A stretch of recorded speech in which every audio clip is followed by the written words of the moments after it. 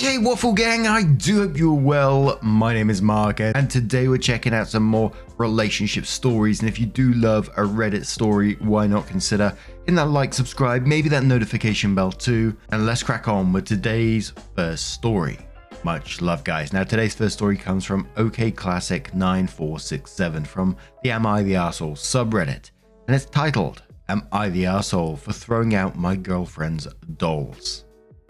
My 24 male girlfriend, 23 female, and I have been together long distance for 3 years. We just moved in together. I moved across the country for her after finishing college. I always knew my girlfriend liked creepy shit, like haunted houses and scary movies, but I didn't realize she liked to collect creepy shit. I'd seen her apartment over video calls, but there was one thing she had neglected to show me: a fucking shelf of creepy ass dolls. When I was walking through the apartment for the first time, I noticed in the corner of the living room, and holy shit. I asked her, and she said that she likes thrifting for old and abandoned dolls, cleaning them, getting them new clothes, doing their hair, and throwing them on this shelf. Then she started introducing me to them. They all had names, and there were a couple of really rough ones that she said she had since she was a kid or were her mum's, or some were her grandma's. The other 4 were thrifted. She said the one she thrifts and gets into good enough shape, she gives to disadvantaged kids at the daycare she works at. She only keeps the ugly ones. I thought I'd be okay with it, but every morning I just dreaded looking at them. They made me so fucking uncomfortable. I tried buying her squishmallows, thinking that maybe she could collect something normal instead. She loved them, but she is still all about the dolls. I then suggested she give them to her kids at daycare, or display them at a daycare instead. But she was worried they'd be damaged or taken home by kids by accident. I think she realized I didn't like them, so she asked if I wanted her to move them into the closet. I said yes and thought that would be it. Well, one of my friends flew out to visit, and when we were hanging out, he dropped a bowl of popcorn. I asked him to grab the vacuum out of the closet, and he almost shit his pants. The dolls' heads all poked out of the box, and their creepy little eyes stared into his soul. Horror movie shit. I was so embarrassed, and my girlfriend was apologetic, but had a bit of a laugh. Honestly, that was the last straw. Those fucking things wouldn't leave me the fuck alone. The next day, which is today, is garbage day. So I took the box out and tossed it while my girlfriend was away. It's gone. My girlfriend came home and I started sweating. I told my friend we were leaving to get dinner. She's been calling and texting, but I want to give her time to cool off. My friend is saying I'm a bit of a jerk, but I genuinely feel that I had to do it. Am I the arsehole? Now for me, going into anyone's place, taking their stuff, throwing it out without permission is unforgivable in itself anyway, regardless of what the items are, and dolls freak me out a little bit as well. And I don't want to play down that. I'm sure there's going to be some comments talking about phobias, because there is a phobia to do with the fear of dolls. Let me just look it up. I think it's called pediophobia or something like that. But regardless, you still use your words in a situation like this. Not just take someone's stuff and throw it away. We covered a story some time back. It wasn't to do with a fear or anything like that, but it was when the OP had a blanket that they kept for a very long time, and it was smelly and dirty, but they kept it because they liked the smell of it. And that OP decided to just throw it in the trash, and I think they eventually burnt it in the end. And of course, I always look at those and I think that is just unforgivable, that you're willing to do that to someone else's stuff like that without even talking about it, expressing your fears to them and giving them a chance to maybe do something. They might not be, but of course, it's the far better option than just throwing someone's shit in the trash. But a couple of comments that OP answers to, one from Snarky Shark 83 who says you're the arsehole. Not only did you throw away something that didn't belong to you, but items that held great sentimental value to your girlfriend. These aren't dolls that she can find down at the Walmart. They belong to her mum and grandma. This is unforgivable. You're already compromised by putting them in a closet since you didn't like them. You better hope that it wasn't garbage pickup day and get them back. I hope the dolls are possessed by evil spirits and haunt you. OP says they're gone for good. I watched and waited for the garbage truck to go by. It just isn't normal to keep ugly dolls. She knows they're ugly but keeps them because they remind her of her mum. I think maybe she could just put a picture up or something instead now. But no one would ever take her seriously when she's got these weird ass dolls around. Spiritual Bridge 3027 says you're the arsehole. Granted, the dolls would creep me out too, but you don't throw away someone else's stuff. If you feel so uncomfortable about those dolls, move out and break up with that person. Opie says, I don't want to break up, and even if she dumps me, I still feel like I did the right thing. I got rid of her only flaw. She'd have an easier time keeping her next boyfriend because he wouldn't have to deal with this. Opie had some additional information in the comments and says, I think you missed that I'm the one that moved for her, despite the fact that she has no family left here. So she could keep her job at the daycare because she loves it. I understand now it was an arsehole move, but it was the best thing for her and she needs to make sacrifices too. I left my actual family to be with her. She'll get over it, but I'm not too worried that she'll break up with me after being together for 3 years because I threw out her toys. And I don't really understand how they even remind her of her mum. She was only 3 when her mum died. Her grandma raised her and recently passed away too. I get it now from all the people saying it here. I'm the arsehole. I wish I could take back what I did, but I can't. I'm going back to the apartment now to apologize. And we have an update shortly, of course. Some additional comments, we already know it's a you're the arsehole from what Opie was replying to people there, but Gab says, you're the arsehole. You threw away her shit without permission. Then you knew what you did was wrong, so you got the hell out of there. And then for some reason you thought a bunch of strangers would side with you if you asked online. Just wow. Hope she dumps you or throws away something important of yours. First Space says, so she specified most of the dolls were heirloom antiques, and you think it's okay to just toss them out, not to mention it's her property. You're the arsehole times 1000. If she doesn't kick your ass to the curb, I'll be shocked. You're afraid of dolls. Dolls.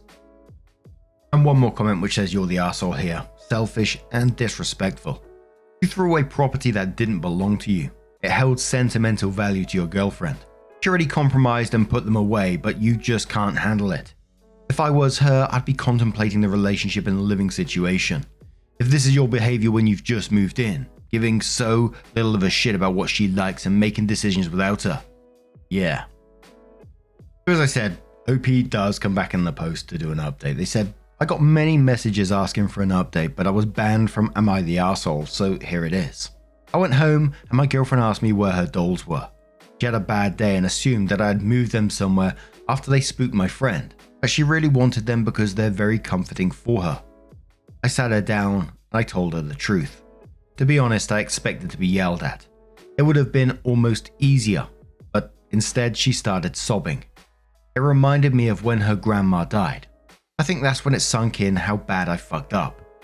I slept on the couch with my friend and today I swore to do everything I could to correct my massive fuck up. Unfortunately, there's no way we could possibly get the originals back. They would have ended up compacted and headed to a massive landfill outside the city. So I texted my girlfriend what kind of dolls they were. Most of them she knew, but one of her grandma's dolls were handmade, so that one, obviously, I can't replace. I started scouring the internet, looking for antique shops, thrift stores, pawn shops, etc. I ordered a couple online that were the same as the one she had, and found one similar to the one she had at one of the stores. I didn't realize how expensive dolls were. She hasn't broken up with me yet. I'm now expecting it after what everyone has told me. I'm sleeping on the couch again tonight, and I'm looking to book a flight home. I'm planning on continuing to pay my half of the rent for the year, since she doesn't make much money and I'll be living with my parents. If she asks me for money to try to replacing all the dolls, I'll pay it. It's the least I can do. Thank you for your brutal honesty. And a couple of final comments from the OP which says, we talked and she hasn't forgiven me, but wanted to make it work. I made the mistake of showing her this Reddit account and she ended up changing her mind. She broke up with me, but is letting me stay on the couch until I'm able to get a transfer. It shouldn't take long since I've been with my job for a while and only transferred to the city recently. I'll be flying back to my hometown early next week. She's going to be trying to find similar dolls and we agreed that she'd send me the receipt and I'd send her the money to reimburse her. That's the end of it, I guess. And one more comment which says, my family isn't really sentimental, so I didn't understand her connection to the dolls. My parents threw out all my toys when I was young. When I told my parents, they told me I did the right thing, since my ex-girlfriend never had anyone to throw her toys out for her. I told them that was a really messed up thing to say because I'd realized my mistake at the time and they're stuck in their ways and just said, "Well, you turned out fine, didn't you?" and got mad that I was implying they were bad parents. She ended up dumping me, and I now know better even though it's too late. My ex-girlfriend told me that she appreciated that I knew what I did was wrong now, even if it was too late. She broke up with me and I'm going back to my hometown at the end of the week. There was a comment below that whole post that reminded me of another story as well. It might ring a bell to you guys if you've been here for a long time. But Rockon says throwing away family heirlooms because he gets creeped out from them. This reminds me of that evil stepmother who burned all her husband's first wife who died stuff because she was jealous of her, including letters to the daughter to be opened during important life events. Honestly, I don't know what goes through some people's heads, throwing away something that isn't theirs in a place that they just moved in. It is unfortunate that it took losing something she cherished and used for comforting to realize what kind of a piece of shit OP was all along. And it is absolutely mad, isn't it? What does go through your mind at that particular moment? I do find that fascinating, obviously incredibly sad at the same time, but it's just so incredibly fucked up for that to go through your mind in the first place. Holy moly, what do you guys make of this situation? Is there any way you'd ever be able to move past something like that? You know, you've got this collection of stuff and new boyfriend moves in, throws it out. Would you ever be able to move past that? I just can't see a way of doing it. If they're willing to do that, you know, it kind of links to other behaviors at the same time as well. It just, you know, what do you guys make of it? Let us know your thoughts down in the comments below. Let's move on to another story.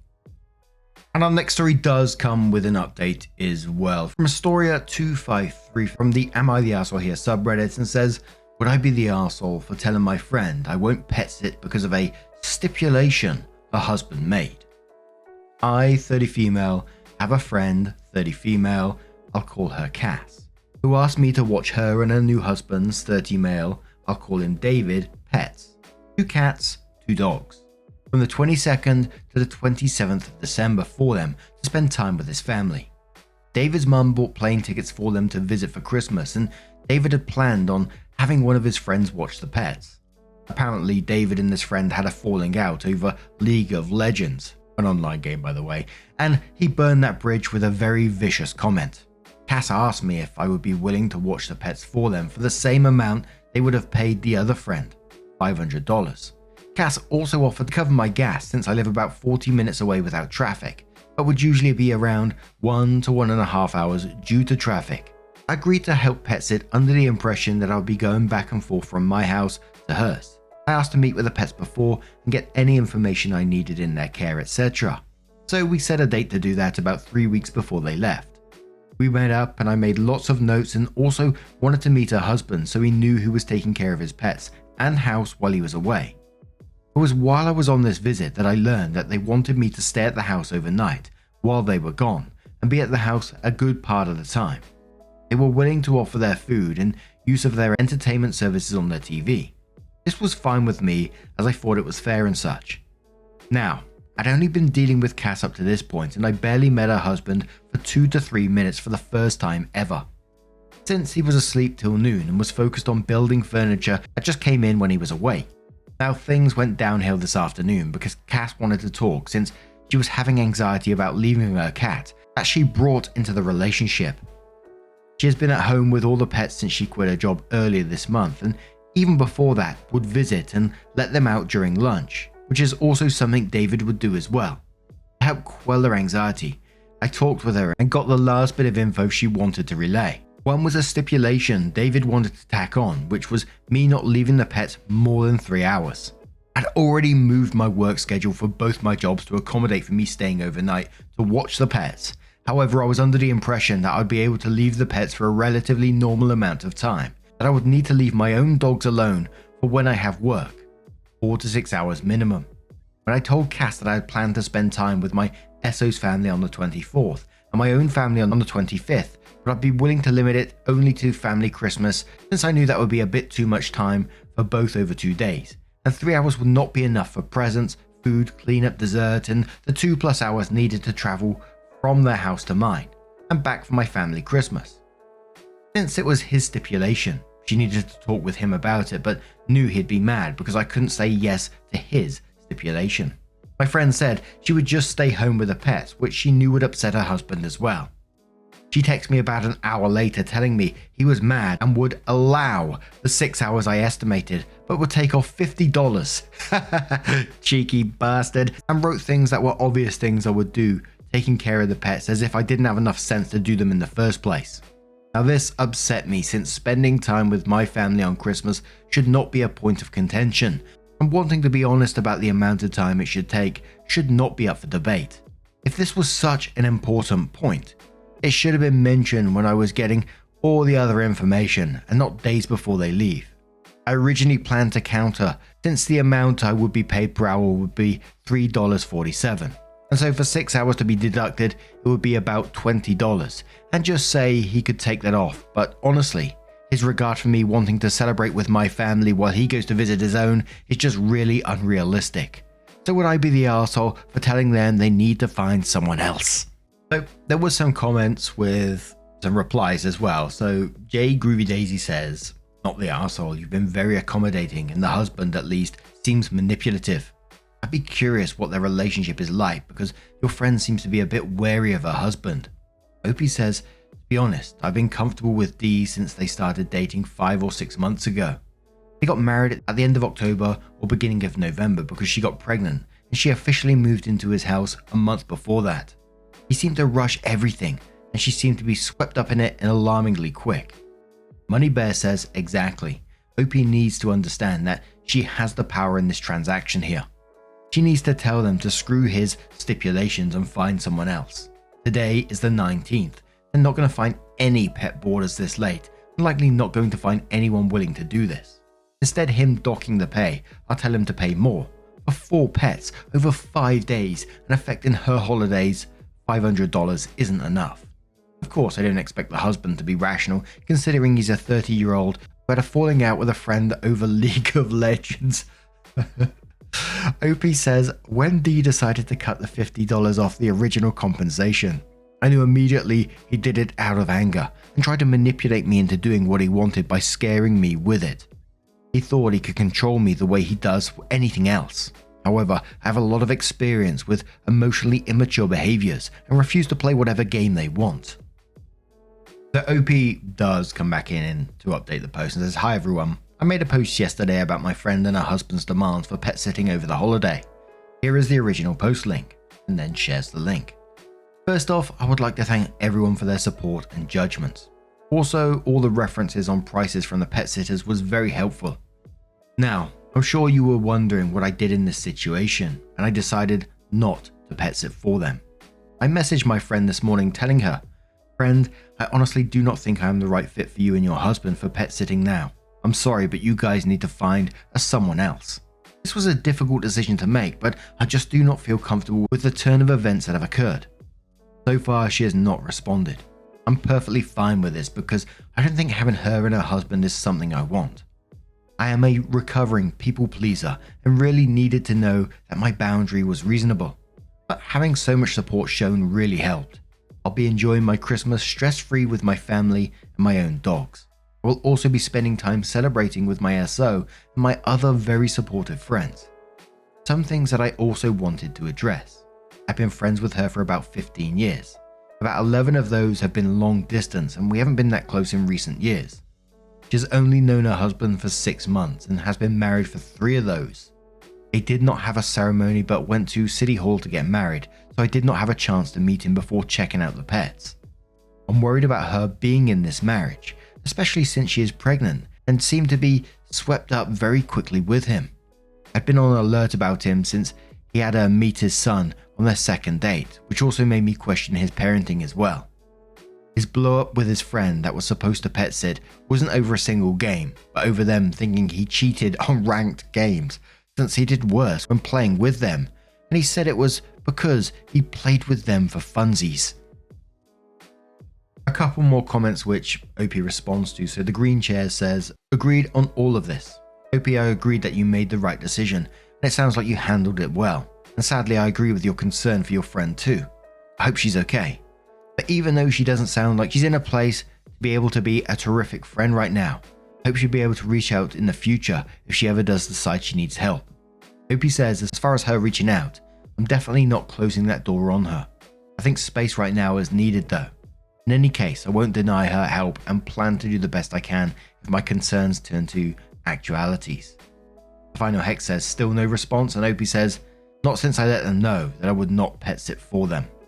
And obviously there was a lot of concern for the friend in the comments, knowing the husband only for 6 months, getting married after 3, she's pregnant, pretty much isolated from family, etc, etc. So I am super glad, I totally agree with OP taking that space away from the situation, but leaving that door open at the same time is a good thing. Potentially putting myself in that situation, like I always say, it's very easy for me to say this behind the microphone, sitting here and being able to think about it like this. Maybe reaching out a bit further down the road, a month or couple months, whenever you feel comfortable and you feel like you've calmed down from the situation, etc. Just reaching out and sending her in a text message saying, I hope you're okay. If you need to talk, I'm always here. Doors open kind of thing.